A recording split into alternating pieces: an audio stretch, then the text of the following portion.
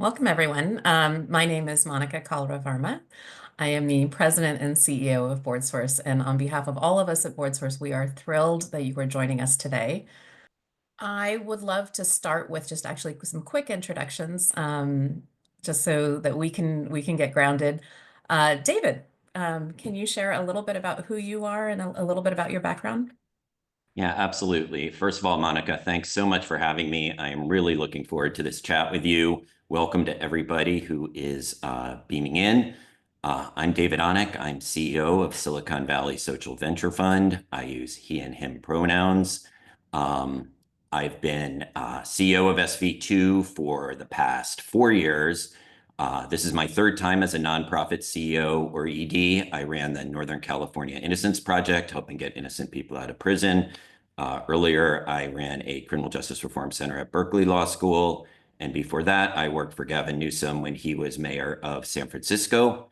SV2, Silicon Valley Social Venture Fund, is a learning community of donors who pool resources to support innovative nonprofits as well as for-profit social ventures through the three things over my head: grant making, impact investing, and immersive learning. Equity is a through line in everything we do, and we'll get a lot more into that as we move forward. But how about an intro from you, Monica?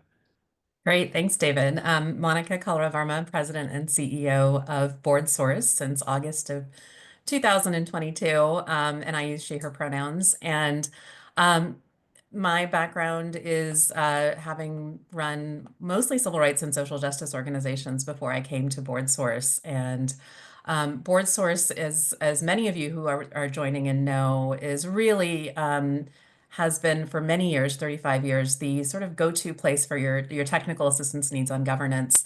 And more recently, in the last few years, really thinking about different governance models. And that's really why we're gathered here today, is to talk about purpose-driven board leadership.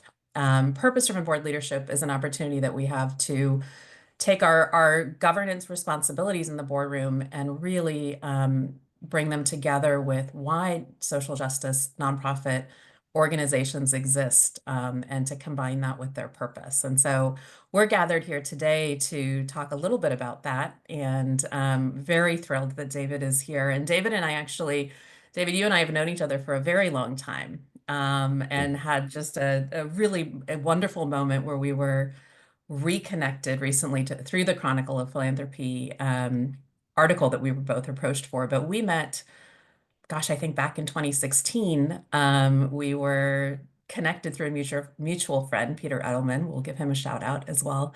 Um, we thought we would just like get to connect, and would get along and have similar thinking about issues that we cared about. I was living in San Francisco at the time, and we connected on two things: both working in the social justice sector in the Bay Area, but also we had very common meditation practices, or approaches or thinking. And so it was really a joy when I got the call from Jim Rondon at the Chronicle of Philanthropy telling me about this incredible work that was being done at SV2, and really a purpose journey, and the fact that this board was in transformation. And I said, "Oh, who's running that right now?" And of course, it was David, and that didn't surprise me at all. And so, David, I'm just so thrilled that you've come in to join us, and to be a part of this conversation with us. Um, so I actually would love to, David, anything you would add to that? No, again, I'm just really excited to be here and share our story with others in the hopes that it will benefit other folks out there who are on the call. Great. What I'm going to start with is actually, because we're talking about this as purpose-driven board leadership, I'm not going to give a full overview of what purpose-driven board leadership is. That's an entire over an hour-long conversation, which we are happy to do if you and have resources on our website. But I just kind of wanted to start today by grounding us on what purpose-driven board leadership is, to frame the conversation that David and I are going to be having today, and to really walk us through SV2's journey with a purpose sort of framework. Purpose-driven board leadership is a framework that was launched in 2021 in an article in SSIR. Um, it is actually, quite frankly, part of the reason I am at BoardSource. It really was an aha moment for me, as it was for many other people. And really what it is a way to think about our work in the boardroom in alignment with what our values are and the reason for why our organizations exist. Um, it's important to be thinking about we know in every situation who we're engaging with furthers the work. Boards are no different. You know, Having the right people sitting around the table really drives values-driven strategic leadership and oversight that we all need in our nonprofit organizations. We know that who the board members are um, really has an impact and can drastically change the answers to how the board operates and what work the board prioritizes. And so that's really the grounding for purpose-driven board leadership as well as for our conversation here today. Next slide, please. And just to give you a quick overview of the principles, again, there are lots of materials on our website at BoardSource, and we have lots of opportunities to have deep conversations. But just to give you a very high level touch point on the four principles, the idea is that we put the purpose before the organization, the why we exist before our institution. And then the second principle is respect for ecosystem, so that the conversations we're having in the boardroom take into account the ecosystem we're operating in, how it might impact others that are moving in the same direction as our purpose or working in the same community that we're working in. And then the two areas that we're really going to focus in on today and with David and the SV2 journey are equity mindset and authorized voice and power. Equity mindset is really, it's a commitment to advancing equitable outcomes. It is interrogating the ways in which organizational strategies work to either enforce systemic inequality and embrace a willingness to dismantle any barriers that may have been recognized, may have been created by organizational decisions in the past. It's really just a mindset and a lens through which we do the work. And authorized voice and power is really about that our work must be informed by those who are impacted by our work, who truly know and can guide the strategic conversations that we're having in the boardroom. So again, I just wanted to offer the framework where really BoardSource has been on this journey for a long time. SV2 is on this journey, and as I said, today we're focusing on equity mindset and authorized voice and power.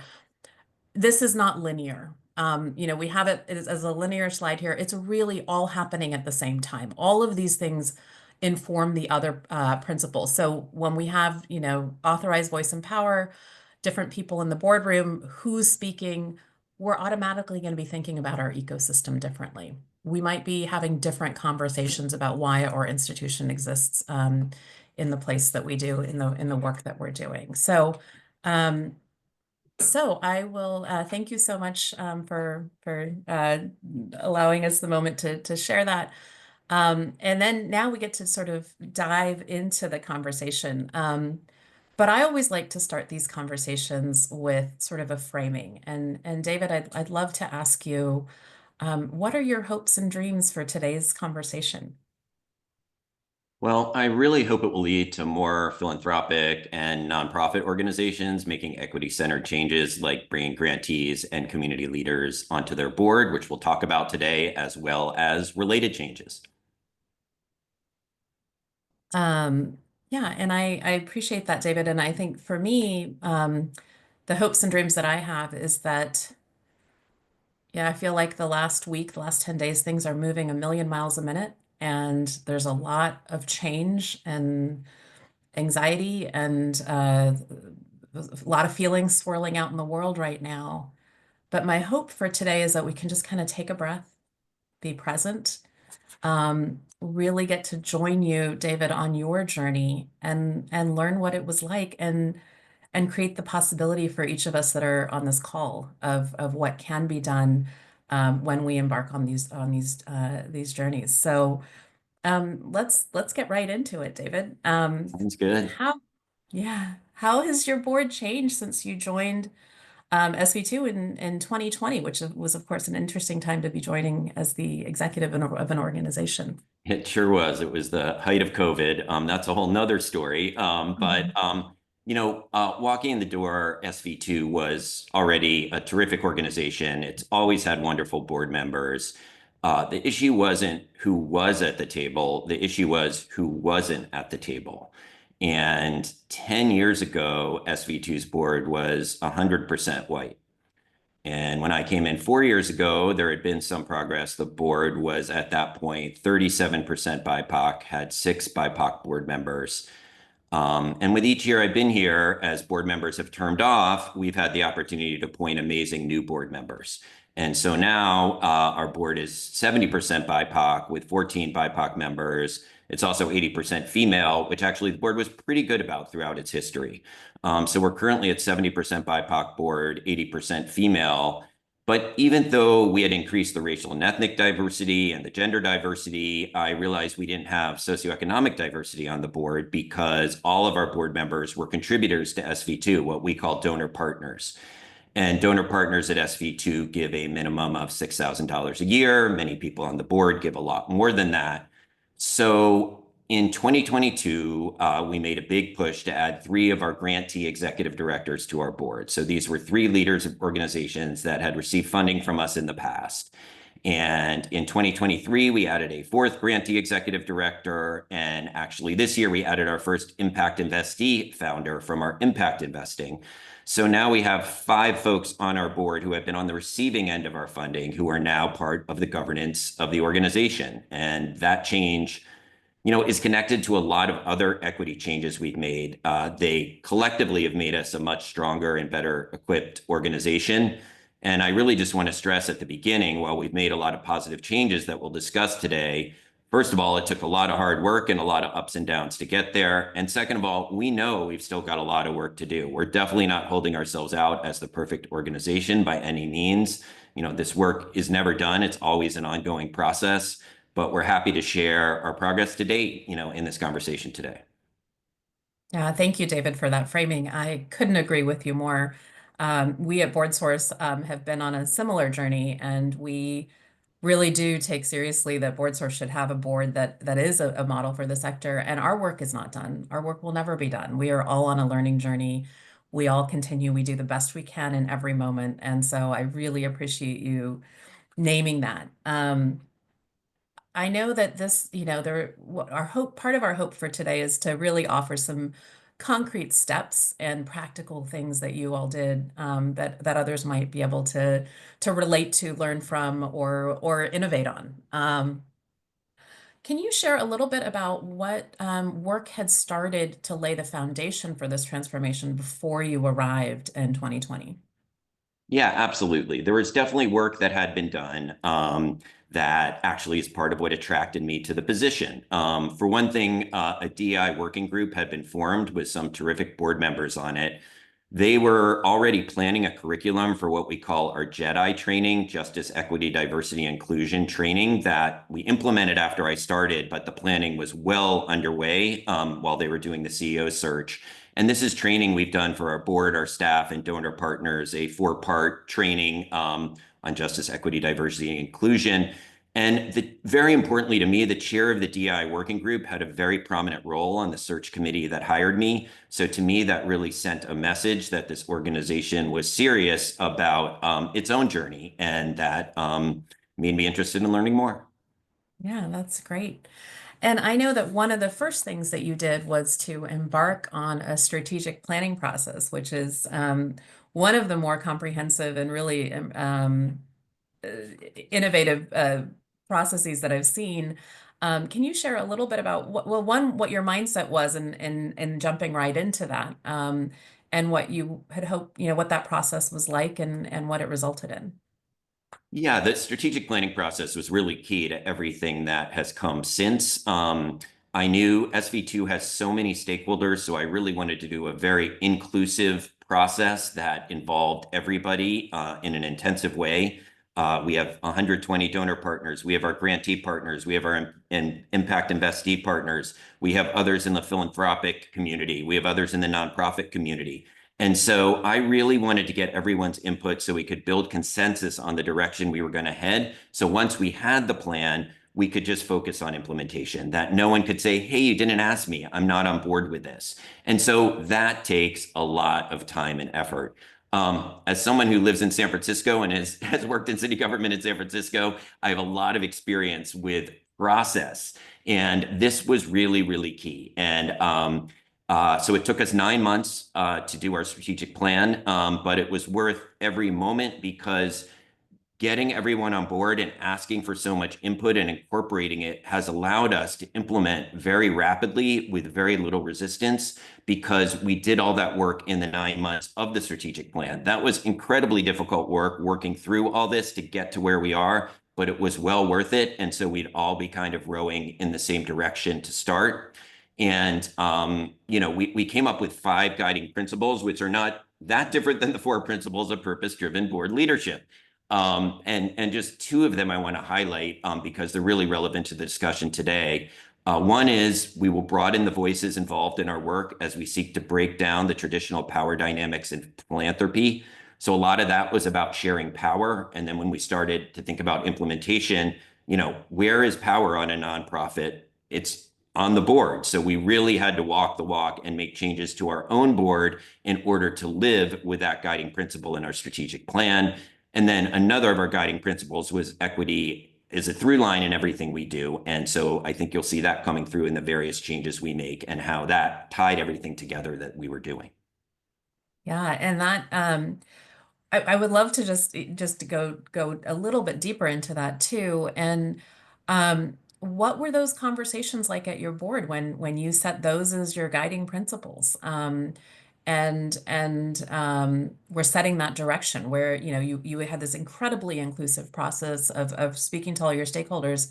But I'd love to hear just sort of high level what work was happening at the board level around that and what you were doing as the executive.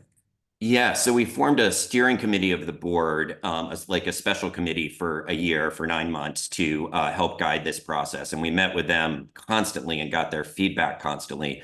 There was a lot of talk about the particular wording. And one of the things that I found useful in this particular case, having gone through a lot of these plans before, sometimes the wording, it's great to start at the abstract and get agreement and move down, but sometimes those abstract words mean different things to different people. And so actually starting to talk about what we wanted to actually do and realizing everybody was on board with that helped us get to the exact wording, which we fine-tuned like a million times to get to those 5. It's really cool to look back now, almost 3 years later since we passed the plan in December of 21, and see how well that has held up in terms of what we're actually living today and that language. But there was definitely there was a lot of work and a lot of wordsmithing to decide exactly how we're going to say this and make sure everybody was on board.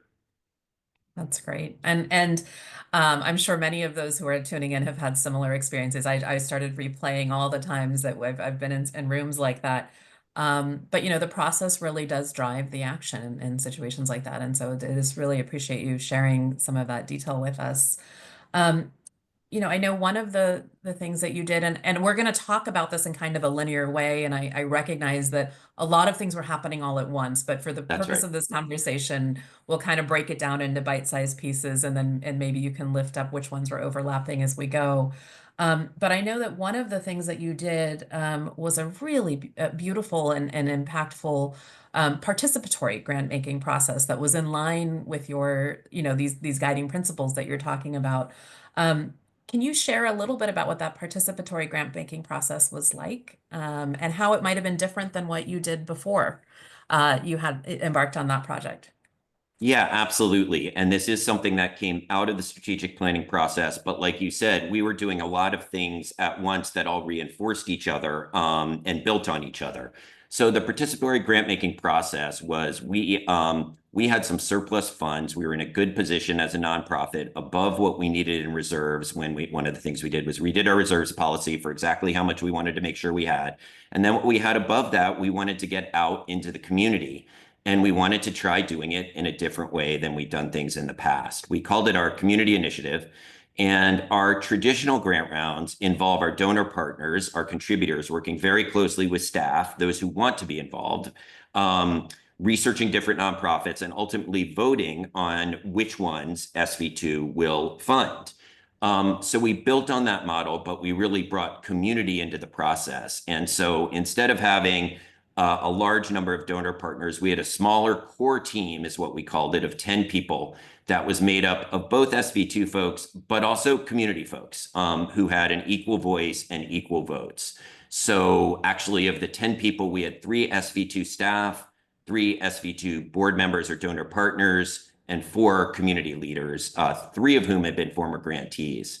And we actually even changed the voting when we realized we had 4 grantees, community leaders, and 6 people affiliated directly with SV2. So the grantees got a 1.5x on their votes, so that therefore 4 votes counted as 6 votes, which was equal to the 6 votes of the SV2 votes, whose votes counted as 1 vote each. That really wasn't very necessary, because most of what we did was ended up being by consensus or near consensus, because we just met monthly and really got to know each other and dig in. And we decided the criteria together of what we would be looking for this special community initiative grant. We decided on the 3 finalists, and together we selected a wonderful new grantee, Redwood City Together. Some people on the call may be familiar with them. And so the process was extremely successful. It was also starting to try that test of involving the community more in what we were doing. And so that was really terrific. And then the result also happened to be terrific. The one other thing I'll say is the process, part of what we do is donor education. At the same time, it's a learning by doing process. So we are doing grant making and other things, but we also are learning while we're doing that. And the participatory grant making process, rather than just having a webinar on it, which we've done and is important to have that background, to actually have our donor partners see us doing it, seeing 3 of them participating in it, kind of representing the larger donor partnership. And we tried to be, very transparent about exactly what we were doing, why we were doing it, why this way of doing it made sense. And it was a great learning, for all of us. And it really helped us build the muscle for our other equity work that followed. And also, of the 4 community members who were on that core team for the community initiative, 2 of them later became board members when we opened up our board to community leaders. I just want to take a moment to wonder, when you joined SV2, kind of had a vision for where you could see this work going. What was it like to be watching that participatory grant making process unfold while it was happening? It was amazing. I mean, I would sometimes be in these meetings and just be like, this was my vision, but I had no idea if we would get there, It's just really, really hard work to put it all together. And like I said, there were plenty of bumps in the road as we were getting there. And what I really appreciated actually most was when we did have some disagreements, and that there was enough trust in the room that people could make very strong statements about what they believed in. And no one took it remotely personally. Everyone understood that we all wanted the same thing. I learned so much from the other 9 members of that core team. And that's the feedback I got from everybody else on the team, that it's been part of all 10 of our learning journeys in terms of how we can all work together more effectively. And it just in knowing that those moved that those members of that group became board members, it almost, as you were describing it, it's almost like listening to a mini purpose-driven board conversation, right? You're thinking about the ecosystem because you've got the right authorized voice and power in the room, and even when there's disagreement, you're grounded in why you're there and where you're going and what your purpose is for being there. And so that's just such a beautiful almost a pilot of where we're going to take this conversation. But I loved that, just the imagination that I have. And I was living in Redwood City when I was in the Bay Area, so it's very personal to me to hear about how that went. Um, some of the other things that you and I talked about that you did were these really intentional learning journeys and trips to the South.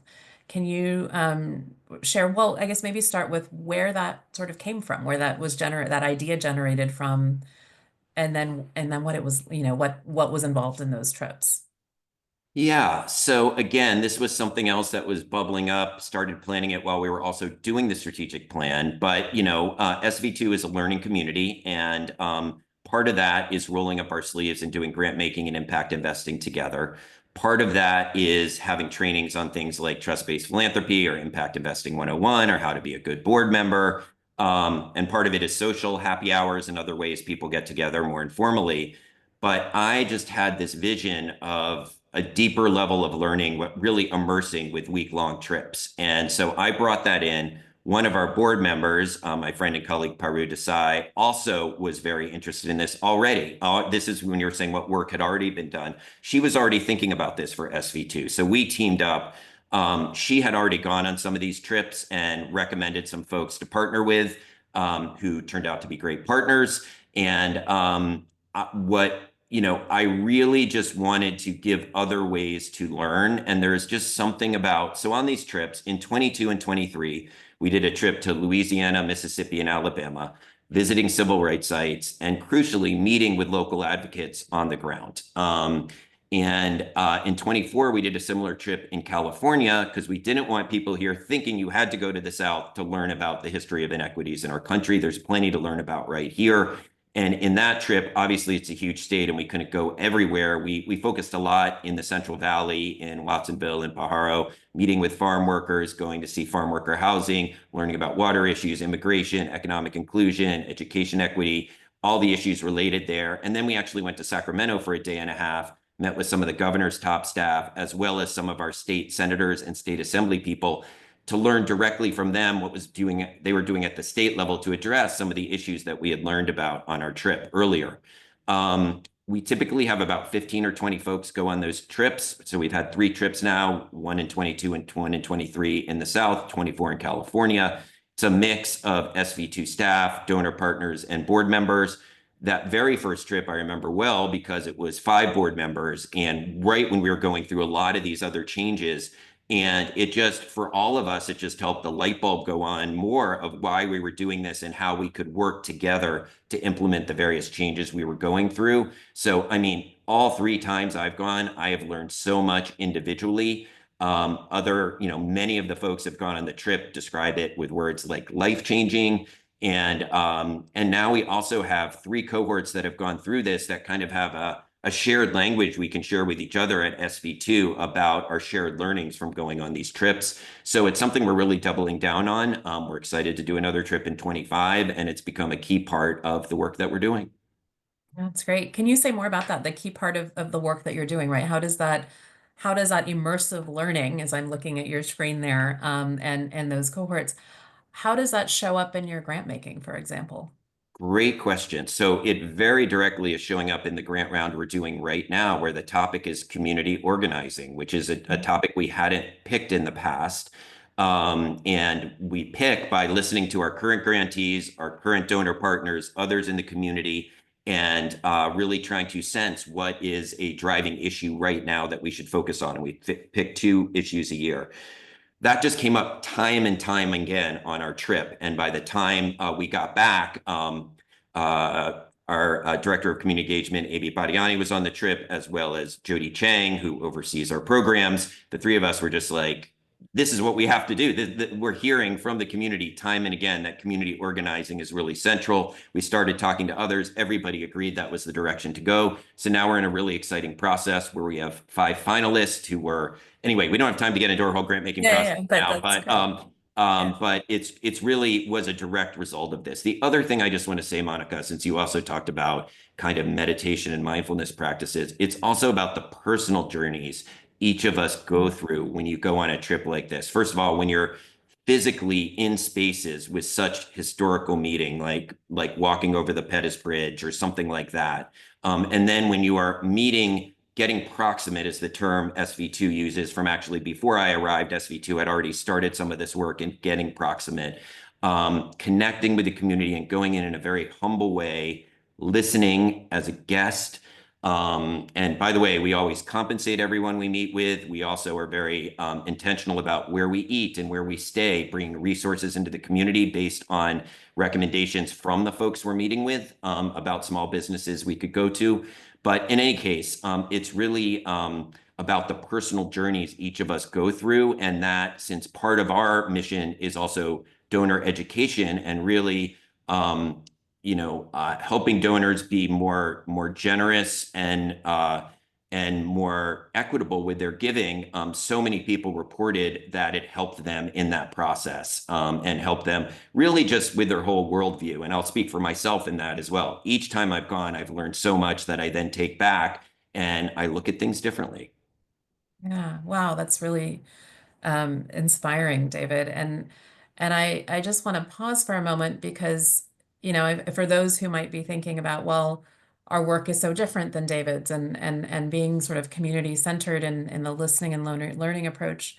We at BoardSource are in the midst of our own transformation. We shared a new theory of change last year that really did focus on listening and learning and understanding the challenges and the innovations that are happening amongst our sector. And we're constantly learning a lot so that, with the hope that our tools, the resources that we provide are really texturized and responsive to where people are and lift up the most incredible things that are happening in our sector. And so I just, that approach of the humility that you went in with and the thoughtfulness and the intention of each of those pieces, all of us can learn from that and try to do that in our own work. And so I really just really enjoyed hearing about that.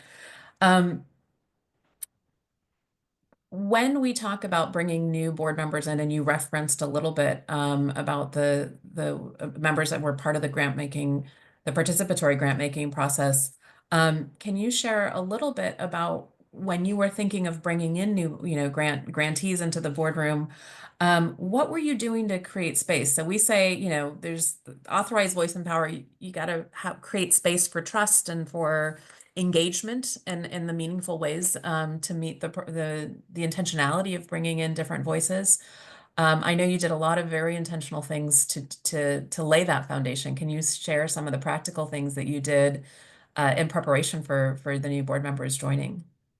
Yeah, we put a lot of thought into this because we knew that, even though everybody would have an equal vote on the board, it's not like power dynamics disappear when you walk into a boardroom. And so we were very, very aware of that and, did a lot of things. For one thing, made sure in the first cohort, there were 3 new community board members because I didn't want anyone to feel tokenized. I wanted there to be a cohort of people who could support each other as we all supported them and they supported the board. And one of the big things we did that was kind of surprising to me how helpful people found it. But at the end of the first year, with our first 3 board members, I interviewed them and the whole board about how it went. And everyone said one of the things that made a big difference was something that seemed like a very small thing at the time, but we just had a board lunch, an informal board lunch, a month before the first board meeting. So the first board meeting's in September. In August, we got together. Coke Lau, who's now our board chair, hosted us all in this wonderful outdoor lunch where everybody just got to get together. And, for 2 hours, we just broke bread and everyone got to know each other as human beings and learn about each other's families and where they're from and all of that. And that made such a difference. So when people walked into the boardroom for the first time, it's not like they were shaking hands over a conference table and being like, nice to meet you. And then the meeting started.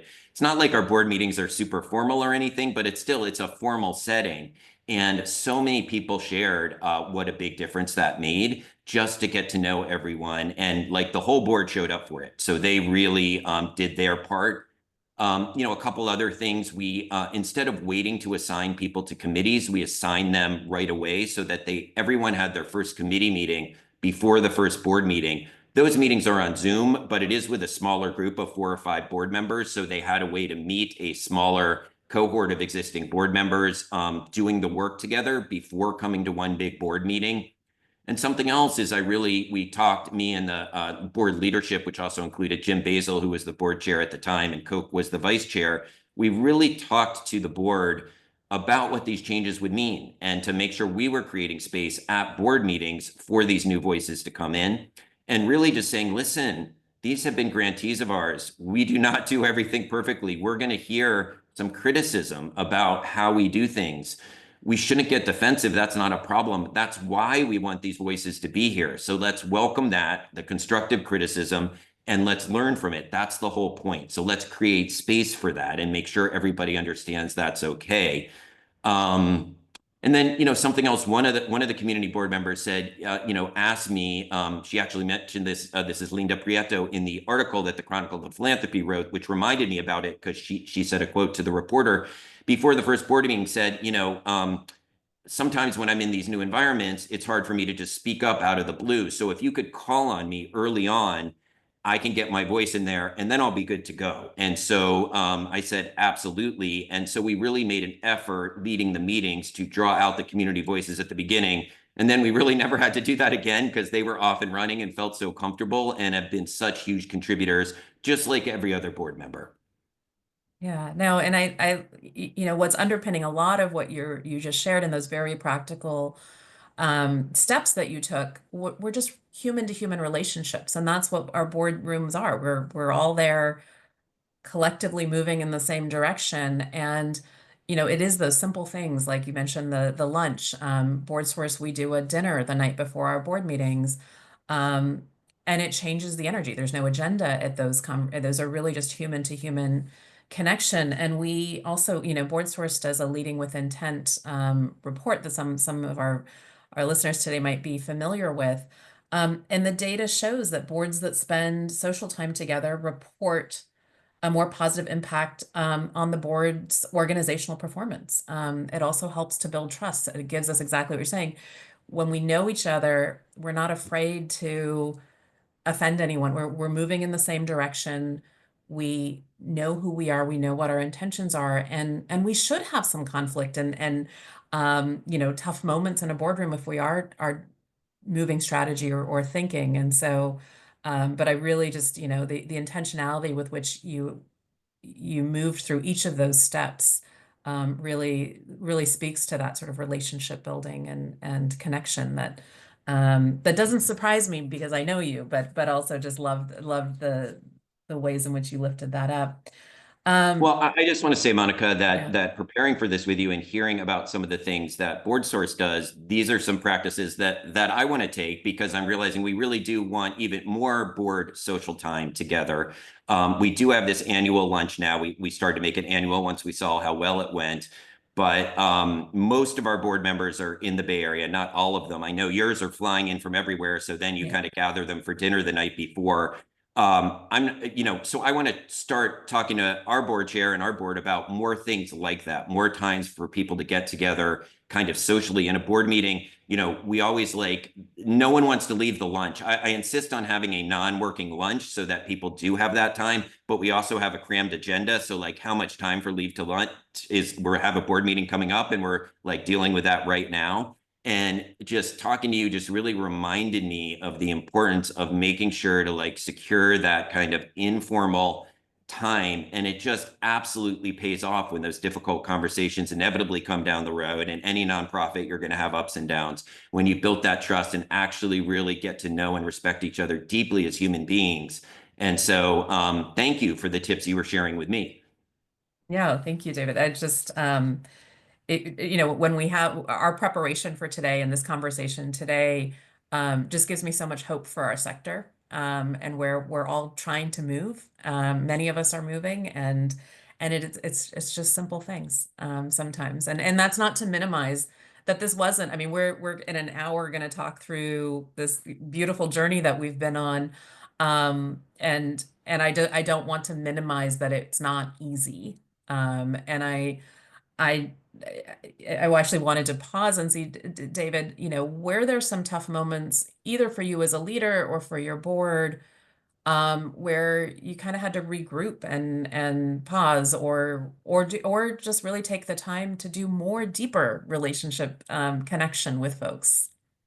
Yeah, there were a number of moments, I think, in conversations with community members where some things got sometimes a little heated, or there were some misunderstandings. There was some work that had to be done between meetings to make sure everybody was okay. I think one of the main things we tried to do in those circumstances is take responsibility for whatever had happened and saying, we're bringing these folks together, we're responsible, and we want to make it right if something didn't go well in a meeting, which inevitably is going to happen when you're bringing people together who haven't worked together before and going in a new direction. And so, I think that fear of what could go wrong keeps a lot of people from moving forward at all, which I can totally relate to.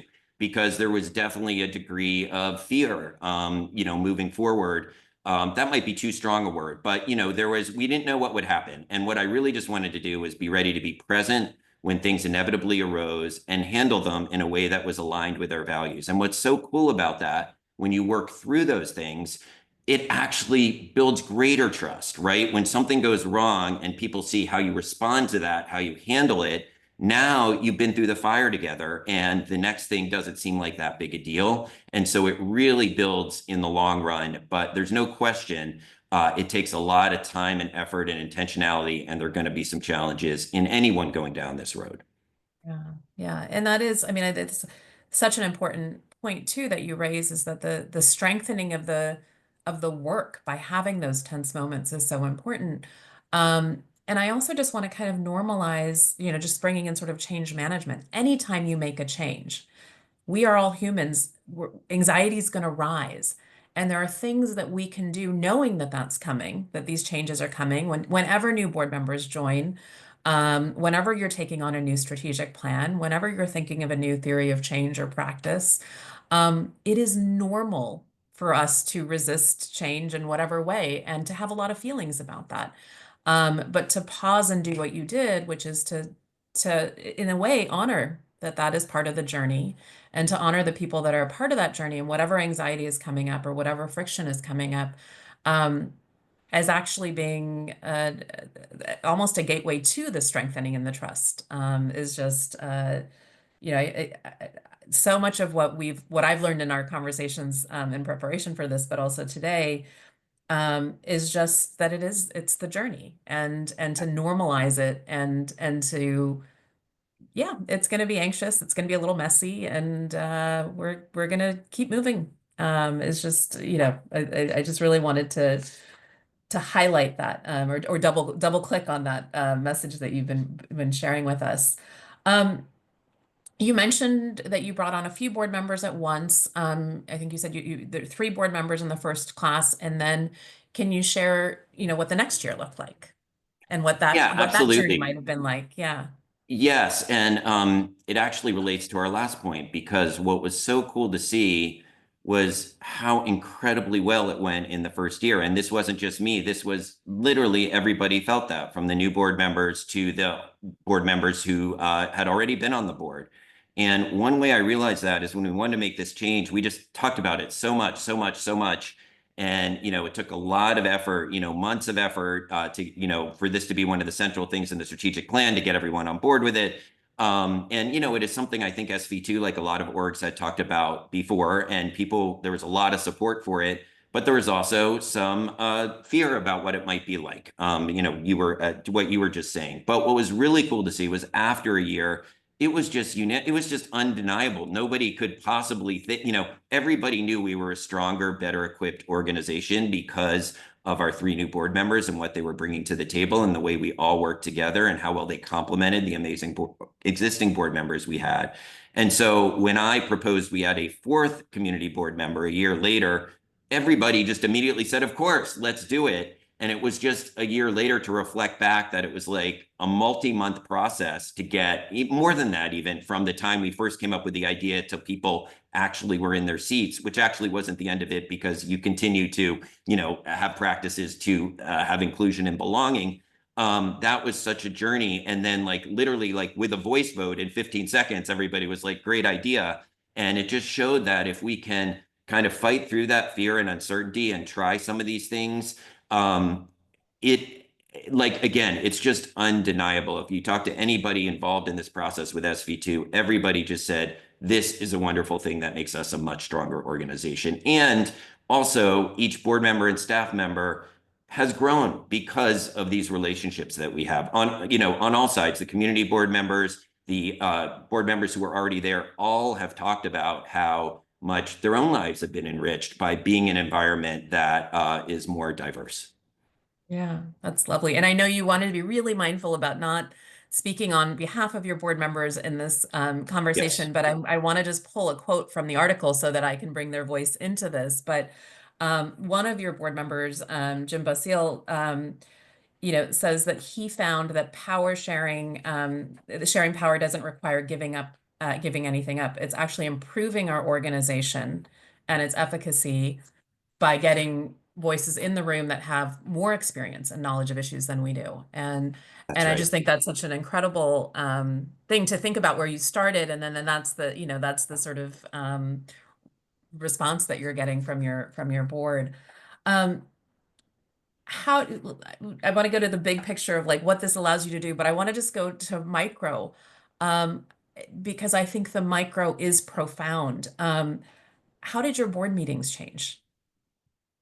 Yeah, so our board meetings have changed in some very specific ways. One example is that one of our community board members suggested, and shout out to Zelica Rodriguez Deems, that we start, well, we already started every board meeting when I came in with a short meditation. That's kind of how I lead as a leader. And so that was a change for the board, but it helped get us grounded. And what Zelica recommended that we've incorporated in recent meetings is to be grounded in the voices of the community we're serving in some way at the very beginning of every board meeting. And so the first time we did this, we had just had our big Spring Connections event, which was related to our community initiative with Redwood City Together. I won't go into all the details, but that's another big part of what we did, where we have this annual event that used to be really just an event for our donor partners, is now an event where we have 150 people. Half are our donor partners, but the other half are Redwood City community members who work with one of our grantee partners. And so at that event, the Dream Club at Sequoia High School read a poem to start out. These were undocumented students who formed a club, and they read a poem where each of them had written one line. And so there were about 15 members of this club who read, and it was very moving for everybody who was there. So we asked their permission, and Amy Badiani, our Director of Community Engagement, led this process, asking their permission if we could recite that poem to ourselves to start our board meeting. And we did that, and every board member took one line, just like each of those students had taken one line. And it was a really profound way to start the board meeting. It all grounded us on why we're doing the work. And, it was 10 minutes, it wasn't a huge time taker, but it just, along with the meditation that preceded it, set the tone for the whole meeting. And so now that's something that we're incorporating into every board meeting. And again, that can seem like a small thing, just like the lunch can seem like a small thing, but it actually has really big effects. I would say at a higher level, we just had the election last week. We're not going into the details of that here. We kind of decided on this call right now, but let's just say it's really challenging for a lot of people in the space right now. And I feel like as a board, I changed our agenda to say we need to have a conversation about what this means for the communities we serve, for the nonprofits we support, for our organization ourselves. And I feel like we have the people around the table to really have that conversation in a real way, because we have more folks with lived experience. We have folks who are running nonprofits every day where they're seeing the folks their nonprofits are serving who are, fearful given the environment shift that is likely coming.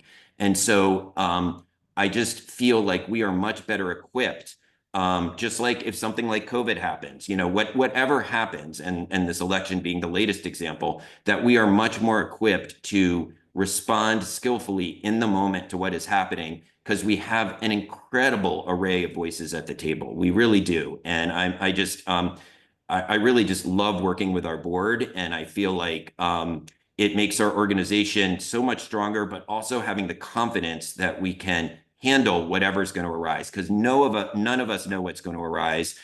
Things may be going really well. That's never going to last in any organization. There are going to be ups and downs. And I just feel like we now have the right people around the table for whatever comes up. And so anyway, those are some of the ways our board meetings have changed.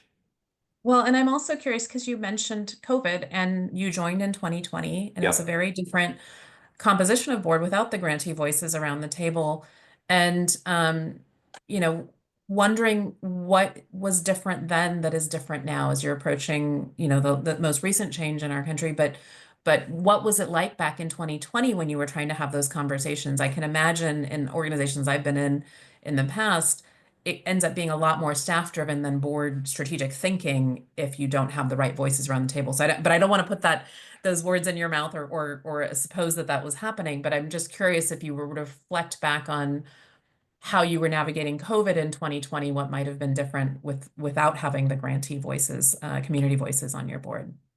Yeah, great question. Well, first of all, I joined in December 2020, so COVID Mhm. was already 6 months in Yeah, or whatever. And yeah. actually, the board and staff of SV2 really did a phenomenal job of pivoting to doing much more stuff on Zoom. We're so community driven and people love to be together that it was really unclear whether that change would work. And because of the trust we already had before I walked in the door, it did work really well. At the same time, from my recollection, and again, coming in the middle of it, Yeah. we were reaching, we were having conversations about wanting to reach out to our grantees to hear what they're saying, but not wanting to be another burden to our grantees who, and so now we just have a way to get that voice organically from folks who are already part of our board. Of course, we are going to continue to reach out to our grantees. We have very close relationships with them. That's a big part of what we do with what we call beyond the dollar support. I won't get into all that now. But you know, it's a way to have voices already in place so that we don't need to reach out and potentially burden folks who are just trying to keep their own organization head above water with their own organization, saying, hey, can you give us information? We actually have folks on the inside of SV2 who already can provide some of that. That's great. And just that deep understanding of your ecosystem in your boardroom and in those strategic moments is really powerful. And I really appreciate that you now feel equipped, as you're saying, to handle, the problem solving. Anything that comes, and I can feel it in you talking now, but also in our preparation for this, just there's a steadiness and a centeredness that comes with, okay, well, we're going through whatever comes will come, but we're moving with the right group of people to tackle the problem and approach it and align with some of the guiding principles that you raised in your strategic plan and the values that you all hold as an institution. Um, Again, a lot of what we did was to make this journey feel, to fit it into the time that we have, to keep it really almost linear and simple, right? And that's not to say that these steps are not simple and practical, but there's obviously a lot of complexity to it. And as a leader guiding a lot of that change or being the steady sort of centering voice or centering presence in a lot of the anxiety that comes up and things like that. I'm curious, David, for you as a leader, how did you navigate those times? And if there are any examples you'd want to share, just to just ground ourselves in the fact that it's not that easy, and a lot of that falls would have fallen on you, David, as the leader of the organization through all of this. Yeah, I appreciate the question, and totally a team effort of so many people putting time and effort to get to where we are right now as an organization. But personally, how I stay grounded, number one is a daily meditation practice. So every morning I sit for 30 minutes, usually with my wife, and it's just how I start every day. And that has made an enormous difference. I also spend, as you know, a week or two a year on a silent meditation retreat, at least a week or two, I should say. And I've been doing that as well as sitting every day for a dozen years or so. And so that, really helps with equanimity through the inevitable ups and downs of leading an organization in the nonprofit space and philanthropic space. The other thing that really keeps me grounded is my family. My wife and I just celebrated our 25th anniversary. I've got a 22-year-old and a 19-year-old, two daughters. My 22-year-old just graduated from college and moved back to San Francisco, so we get to see her all the time. So that brings me a lot of joy, and my family. So it's really my family and my practice that really keep me grounded. One other thing I wanted to say related to the practice, you talked about it not being easy. A famous expression from well-known meditation teacher Joseph Goldstein about the practice is that it's simple but not easy. And I think that can also be applied to everything we're talking about today. Some of this stuff seems so simple. Have a lunch before the first board meeting or whatever it is. But it isn't easy at all, but it isn't rocket science either. It can be done if we just start doing it and working through. Anyway, I'll stop there. But it really just occurred to me when you were speaking and using words like simple but not easy. I was like, that's really a Joseph Goldstein expression that is very relevant here. Yeah, yeah. And I think each of us has our own sort of way of grounding through these times. And I've always appreciated getting to hear yours because I always learn something. Now I've got a new quote maybe put down somewhere and I'll have to quote both you and your teacher on that. But I think for me, it's a lot of the things that you mentioned. I also think and I wonder, I would imagine this is true for you, given our conversations. Um, I often find a grounding in the vision of where we're going really powerful. And Yeah. I again wonder what it was like for you, what it's like for you now, even as things might be shifting in the world. What's it like to look back on the journey that you've been on and to see the board and the organization really thriving? Yeah, it's incredibly satisfying knowing that this is just a point in time, again, that we have a lot more work to do. We're not holding ourselves out to be a perfect organization by any means. But with our board meeting in December, first of all, every board meeting, you're kind of like taking a bigger picture, and it happens to be my 4-year anniversary in December. So looking back and just thinking about the search process in the middle of COVID, by the way, so I, Yeah. couldn't even meet people in person. Yeah. I really just went on my gut, and I'm so glad I listened to my gut. That you know, it's it's just it's so worth it, to do it. And I think one of the things looking back is, day to day, and I know there are a lot of CEOs and EDs on the call.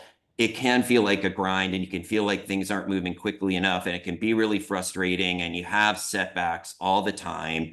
And that can be more of the day-to-day existence. But when you take a step back and see how far we've come, I'm really, really proud of that. But it didn't come all at once. That's another thing I think it's important to say. It was really incremental, consistent and incremental, just like a practice, over 4 years, building on itself. And in fact, if we had tried to do all this on day one, it would have been a total failure, because as we've discussed, they were all interrelated and built on each other. And sometimes we didn't know exactly what we were going to do. We just knew, to your point, the direction we were heading in. And then depending on circumstances and opportunities, we would move in that particular direction, building on, the North Star of where we're going. And so it, you know, yeah, I mean, I just think start the journey is my advice to people. Wherever you are, just try to start the journey. There's all kinds of entry points that reinforce each other, and just try to kind of like figure out where you can get started and go from there. Yeah, no, that's such a great place. And we're going to open it up. We're going to move to questions in a moment.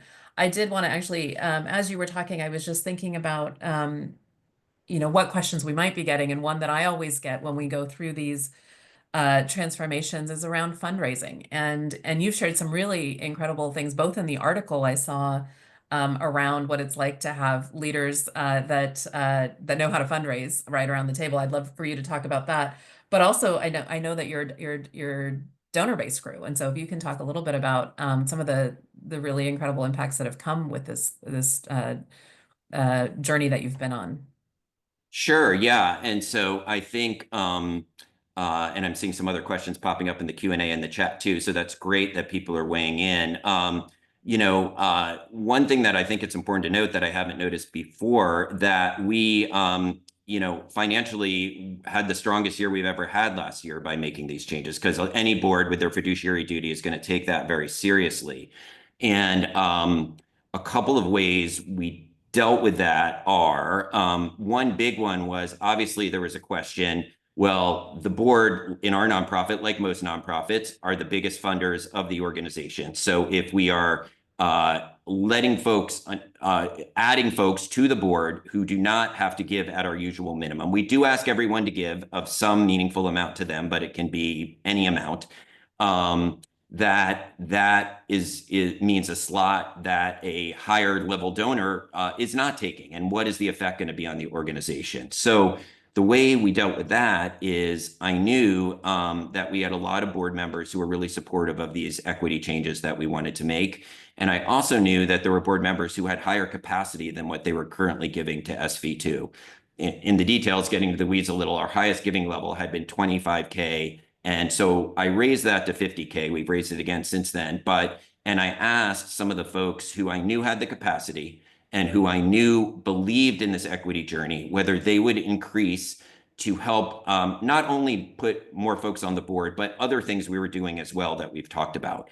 So it wasn't like, just to be very clear, that they were like sponsoring one of the community board members or anything like that. But collectively, they were putting more resources into the organization to support these types of changes.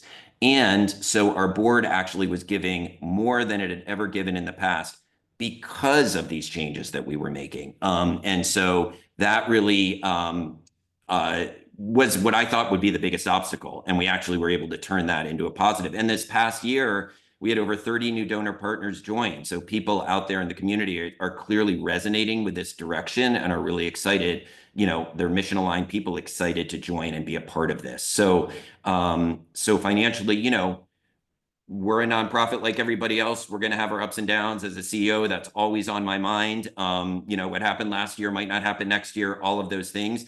But the fact is, we had our strongest year we'd ever had last year, after we had fully implemented a lot of these changes.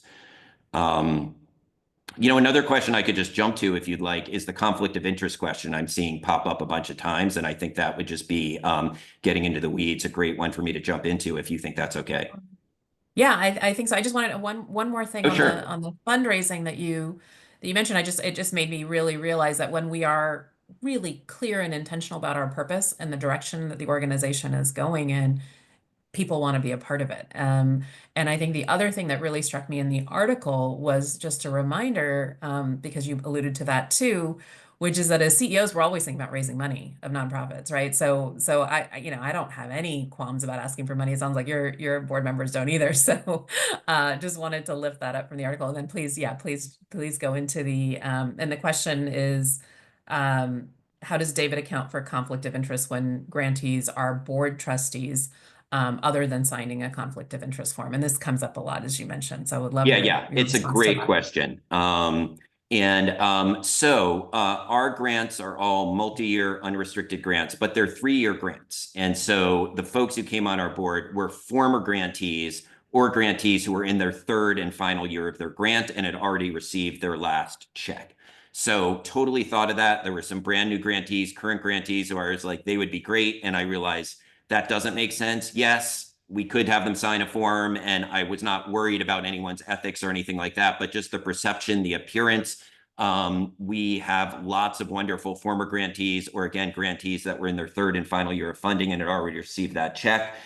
So that's what we drew from in order to avoid just having to deal with that issue at all. But it's a great question.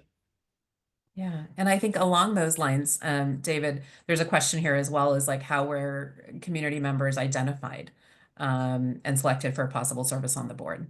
Yeah, another great question. So one of the things is kind of these other groups and meetings we were putting together during the strategic planning process. We had some groups of community folks come together with some board members, and like when these things were really still in a very early stage, to help us figure out what this kind of desire for more community voice could actually look like. There were folks who came onto those calls. Then there were folks who were part of the participatory grant making work that we were doing. And again, as I said, 2 of those folks, we saw what a great job they did on that, how they showed up for it. And we were like, wow, they would be great for the board. I really hope they'll say yes. That's the other thing. I didn't know what people would say. Every single person we asked did say yes. And so we're very close to our grantees. I haven't had time to get into it, but again, we do this beyond the dollar support, where every grantee has 1 or 2 of our donor partners or contributors serve as what we call a partner champion, which is like a mentor, coach, advisor to the executive director. And we really try to just support them in all kinds of ways outside of the 3 years of unrestricted funding, which also includes creating a position of director of community engagement that Amy Badiani is in her role is to be constantly in touch with our grantees and really getting to know them. So it wasn't hard for us to come up with a list of like unbelievable people in the community that we could have on the board. And then asking them as well, once they were on the board, as we start to think about other people in the future, hey, who are other folks out there who might be great ideas for the board? I know we didn't want to go too into the weeds on that, but when you think about an equity mindset, you made some real shifts to that coaching and mentor relationship. Can you Oh just take a yeah. moment to share what it used to look like and now what it looks like today? Because there's some really powerful and again, what seem like simple changes Yeah. that have profound impact. Yeah. Thanks for asking that. So our partner champion role again is one or two partners who serve as a coach advisor to the nonprofit executive director. And we changed the way we did it. Actually, before I get to that, I just want to say one anecdote about it that I think explains why this is so powerful and we have such trusting relationships. One of the ED said to me, I love my partner champion. They're like a board member, but they're not my boss. So I can really go to them when I'm freaking out and not feel that I'm going to be judged or it might show up on my annual review. And particularly for first-time executive directors who maybe don't have the kind of support system outside of their board to go to, it's an incredible relationship for them to have folks they can go to and just be themselves and say, today was a train wreck. Can you help me problem solve this? So what we used to do was just ask who was interested in working with a particular nonprofit executive director, and people would raise their hand and we'd say, great, go work with them. And, usually that worked great. Sometimes it didn't. But as part of our equity switch, we've changed that so that the executive directors of the nonprofits now get to decide who they want to work with at SV2. So we ask who's interested. If we have a bunch of interest, let's say we have 5 or 6 people interested, we send their names and LinkedIn bios over to the ED. The ED can research them all, and then the ED may want to interview 4 of the 6. And then after those interviews, say, these are the 2 people I want to work with. Because so much of it is also a personality match and just like, what they need. Every nonprofit is looking for something different in what they need. And they know much better than us, obviously, what it is they're looking for. And so since we've done that, the matches have been fantastic and the relationships have been even deeper than they were before. Thank you so much for sharing that, David. We have a similar different but similar sort of thing that we were solving for when I came in to BoardSource. Our transition committee, which had run my search, continued into my first year almost as a kitchen cabinet. We kind of took off the other hats, and in that space, let me bring, anytime you become a new executive in any organization, and I was a historic first, I was the first leader of color at BoardSource. There's always stuff in the back closet, right? You've been an ED 3 times, and different challenges that you may face, or just ideas, right? Just to bounce through and say, here's the vision, here's the direction I want to take it in. And so we have a committee, a transition committee that did the search, honored and with great love our outgoing executive, which was really important, laid the foundation for me coming in and has been my kitchen cabinet. And we actually extended into a second year because Mm. we're really in organizational transformation now. I said, well, the leadership transition, yeah, that's pretty under control. But when when the leadership transition is complete, we get to transform the work in the way that we had envisioned. And so that just wanted to share out another tool for folks that are listening in. We have a few other questions here as well. How did David's board overcome resistance from traditional stakeholders to purpose-driven changes? What was the initial resistance from traditional stakeholders to purpose-driven changes? That's a little bit of a, yeah. Yeah, I mean, I think I covered this before. I mean, there Mhm. was already movement in this direction before I came on board, or I wouldn't, have been motivated to do it. And so it was already getting started. And I think, there's still anytime there's change, there are just going to be people who have to get used to the change. I mean, that's change management 101, right? Yeah. Change is not easy, but getting back to the simple, but not easy. And so it was really just a couple of things, continually getting people's input and making sure their concerns would be heard and taking that into account. and really heard. So that maybe we were going to do something one way and we're still going to do it, but we're going to slightly tweak it because of some concerns some folks had that were legitimate concerns. And then it's just consistency, just staying with it, staying with it. Like this isn't a fad. Yes, equity is going to be a through line with everything we do. Equity is going to be a through line. Equity is going to be a through line. And, because a lot of nonprofits sometimes, zig and zag and zig and zag and saying, no, this is really, we have this framework now and it's going to apply to like everything. And so I think after a little while, people, everyone, all our donor partners, and there are a lot of them, over 100. So there are a lot of different opinions here, to say nothing of all our grantees and our impact investees and everything. But I think just communicating clearly through our strategic plan. And the other thing I would say is by trying different things and people seeing how wonderful they ended up turning out. So it wasn't just one thing. It was like, we had new board members. We had the participatory grant making. We had the trips to the South. We had the different ways that we were doing the partner champions and other things we don't have time to get into now. They all reinforce each other and make people more and more comfortable in the changes. No, that's great. And I think you touched on this a little bit in that answer, but I just want to lift up another question that we had, which was from someone saying we've had new board members join 1 year after a strategic plan was adopted. They had not been part of the process to develop the plan. How did SB2 keep the strategic plan alive as new board members joined?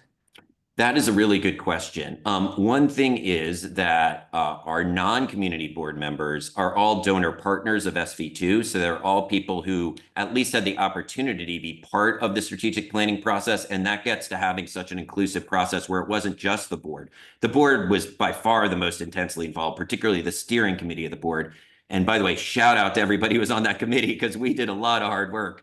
But other donor partners may not have been on the board yet, but they absolutely knew about the strategic plan and had many, many opportunities to participate. And, even if some meetings, like people didn't show up for whatever reason, there wasn't a big a turnout, we were like, that doesn't change anything. We're going to invite everyone again next time. And sure enough, next time, people did show up. Like we just kept making it available for people to be involved.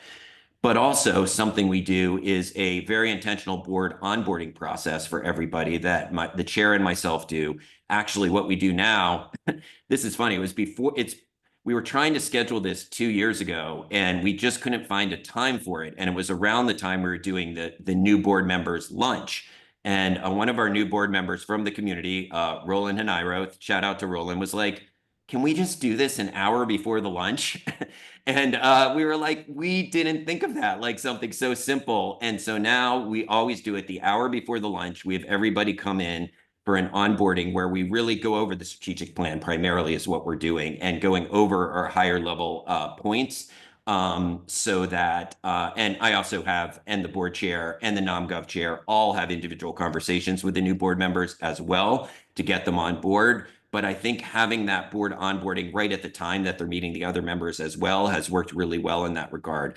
The other thing I'll say is at the first board meeting, like we just had our first board meeting of the year in September, and there were some things that I went into that I knew were a little repetitive for our current board members, who were continuing, but I thought were really important for our new board members to understand.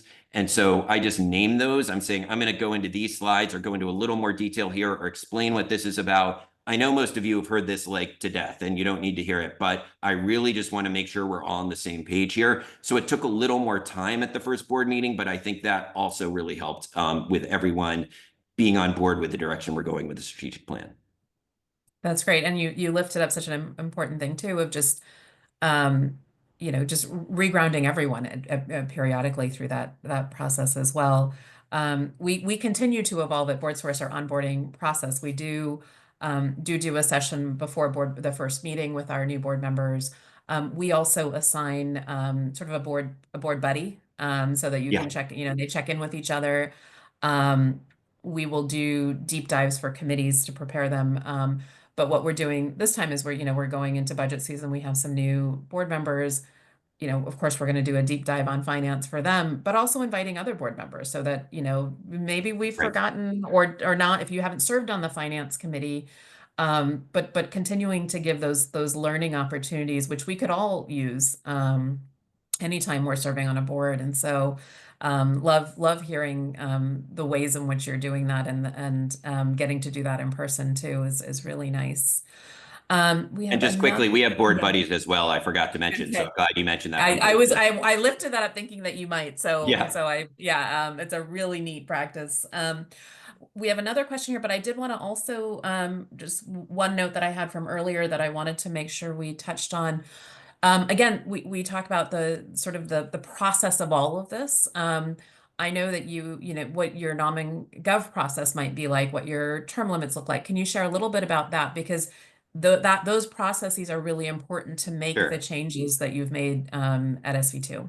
Yeah, and the NomGov committee obviously was central to all of this. Yeah. So our terms are 2 3-year terms. So you serve a 3-year term, can be nominated for a second 3-year term, and then you are termed off. You can go back on after being out for a year, and that does sometimes happen with some of our great board members. One other change we brought though is it was kind of thought of as a 6-year term for a lot of people, which first of all, 6 years, like who knows where any of us is going to be in 6 years. Yeah. It just seems like a huge amount to be asking somebody.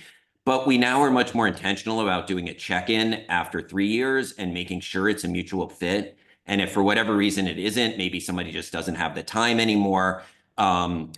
It's a graceful way for somebody to exit without feeling like they're, leaving in the middle of their term. And so we have been much more intentional about that.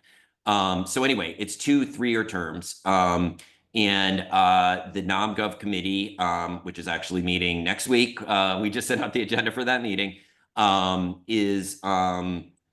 comes up with ideas. That's what we do throughout the year of folks. And then between myself, the NomGov chair, and the board chair, we kind of all have conversations with potential board members. And then it comes to the NomGov to nominate, and then to the full board to approve. And I would just say, I put a lot of time and effort into that process throughout the year. My eyes and ears are always open. From the minute someone joins, I'm like, hey, that could be a potential board member once they get their feet wet and learn more about SV2 and all of that. The other thing I'll say is we try to kind of ladder people up into different leadership positions at SV2 before they go on the board.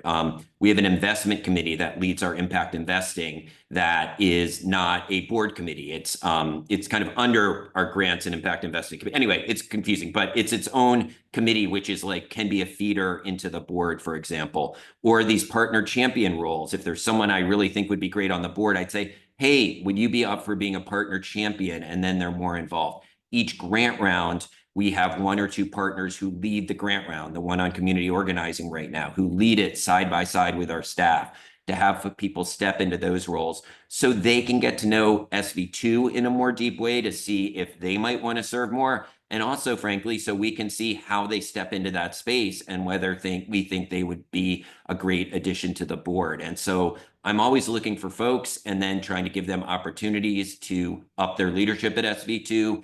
And then sometimes it's kind of obvious by the time, we get down to it, like these folks have just been superstars and really stood out. And then the only question is like, are they interested? And so far, like I said, everybody we've asked has said yes. That's great. We have another question here. Did you publicly advertise board opportunities for the community to respond to, in addition to group identification of specific representation identified by the group discussions? We did. We did put the word out, but it was really primarily from folks who were already our grantees and already in our orbit. But we have put it out either in an email or in our newsletter or on LinkedIn that we're open to board members. We frankly have not gotten a lot of responses to that. That could certainly be on us on kind of outreach we do. But also we were at that point specifically looking for people who had been grantees. And so, that was more of a limited group. As we move forward, maybe it would make sense to, broaden that and have other folks in the community who haven't been grantees. We're really open to continue to move, to learn and evolve. Great. Thank you, David. We have a poll question for our participants. And I have not done this logistically before. So there you go. It's popping up. So the question, as you all can see, would love your answers in. Of the information that you heard today, what are you committed to trying?